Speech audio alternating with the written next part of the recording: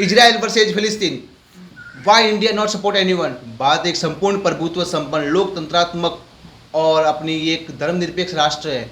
भारत का इजराइल और फिलिस्तीन के युद्ध को देखने का नज़रिया अलग है।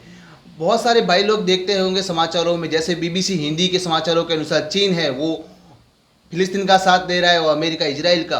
तो बहुत सारे सोच रहे होंगे कि भारत इन दोनों में से किसी एक का साथ क्यों नहीं दे रहा है। तो भारत इन दोनों, इस सवाल का जवाब हम ढूंढते हैं। यदि आप मेरे इस चैनल पर नए हैं तो इस चैनल को सब्सक्राइब करें। इन दोनों के बीच में झगड़े का काल लगभग 100 साल पुराना है। जब आप जानते ही होंगे, जैसे भारत पर अंग्रेजों का कब्जा था वैसे फिलिस्तीन पर भी अंग्रेजों का कब्जा था। फिलिस्तीन पर अंग्रेजों का कब्जा था तो फिलिस्तीन को आज़ाद करने से पहले अंग्रेजों ने कहा कि अरबों और यहूदियों के बीच में हमेशा लड़ाई होती रही थी। तो इंग्लैंड ने ये कहा कि यहूदियों के लिए फिलिस्तीन में एक नया राष्ट्र या एक नया घर बनाया जाना चाहिए। जैसे कि बाद में उन्होंने जो फुट डालो और राज करो की नीति अपनाई थी, वो की वही झगड़ा लगा रहे। जाते जाते उन्होंने जैसे भारत और पाकिस्तान को भी लड़वा दिया, वैसे वैसे फिलिस्तीन में अरबों और यहूदियों के बीच में झगड़ा लगवा दिया। उन्होंने कहा, तो इस बात से देखकर अब यहूदियों को कभी देश मिला ही नहीं था, वो हमेशा एक देश से दूसरे देशों में स्थानांतरित होते रहे थे। तो उन्होंने तुरंत ही इस प्रस्ताव को मानना तैयार कर लिया।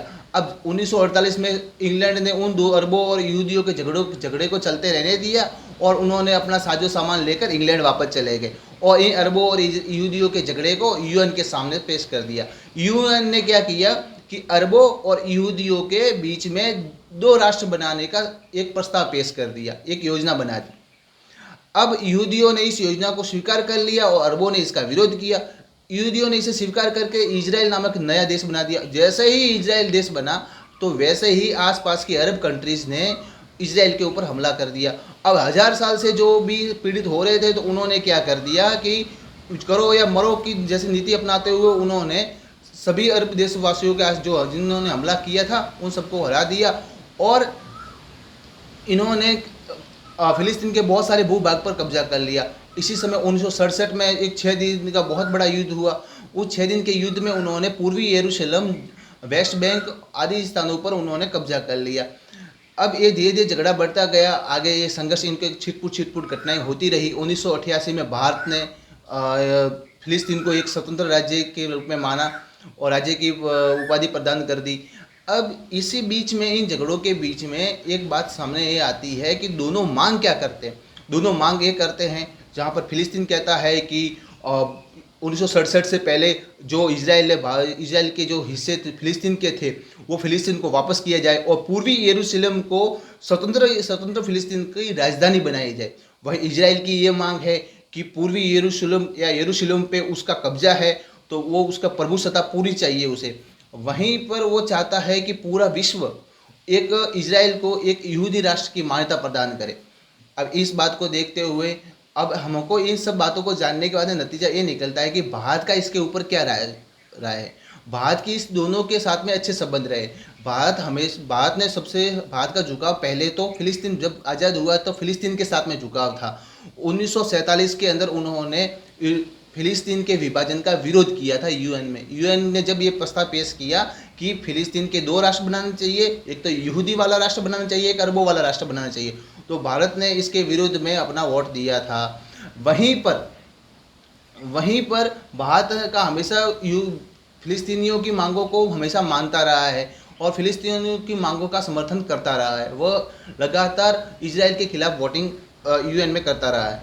पर इजराइल ने हमेशा भारत से समर्थन प्राप्त करने का प्रयास करना जारी रखा। 1960 की जो लड़ाइयाँ हुई थी उनमें भारत का समर्थन इजराइल ने किया था। वहाँ से भारत के प्रधानमंत्री जवाहरलाल नेहरू ने जैसे ही युद्ध के साजो सामान मांगा था तो इजराइल के वहाँ से साजो सामान मिला था।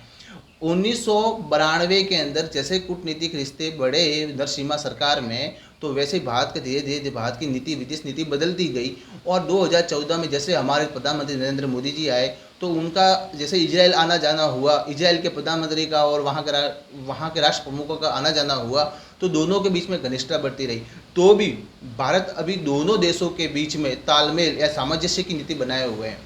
भारत का नज़रिया दोनों देशों के साथ में रिश्ते अच्छे रखने का है। भारत ये नहीं चाहता कि दोनों के बीच में युद्ध हो। भारत ये नहीं चाहता किसी एक का साथ देखकर वह दूसरे के साथ में दुश्मनी ले। भारत की विदेश नीति दोनों के साथ में तालमेल बिठाकर लंबे समय तक साथ चलने की है। अब इसका दृष्टिगत हमको ये होता है कि जैसे इजराइल ने उसका समर्थन करने वाले देशों के झंडे लगाए और भारत का नहीं लगाया, तो बहुत सारे कहते अरे भाई भारत इजराइल ने लगा दिया, वो कर दिया, वो कर दिया। वो कुछ नहीं किया। इजराइल भी जानता है कि भारत एक गुट निरपेक्ष नीति अपनाने वाला देश है, तटस्थ रहने वाला है। वो ये भारत का कहना है कि गाजा वाले लोगों ने, जैसे फिलिस्तीनियों ने जो इजराइल पे हमला किया वो भी गलत है, और इसके हमले होने के बाद में इजराइल वाले जो लगातार हमला कर रहे हैं वो भी गलत है। इन दोनों को अपने पक्ष का समर्थन करने के लिए या अपने इस युद्ध का निवारण या समाधान के लिए बातचीत के माध्यम से समस्या का समाधान करना चाहिए और आगे बढ़ना चाहिए। झगड़ा किसी भी समस्या का समाधान नहीं है। युद्ध में लोग मरते हैं, जाने जाती है, बड़े बड़े भवन टूटते हैं और घर वाले बेघर हो जाते हैं। ऐसे झगड़े तो अच्छी बात नहीं है। भारत की नीति हमेशा अहिंसा की ओर रही है। तो भारत ने जब इस सिद्धांत पर भारत की विदेश नीति चलती है तो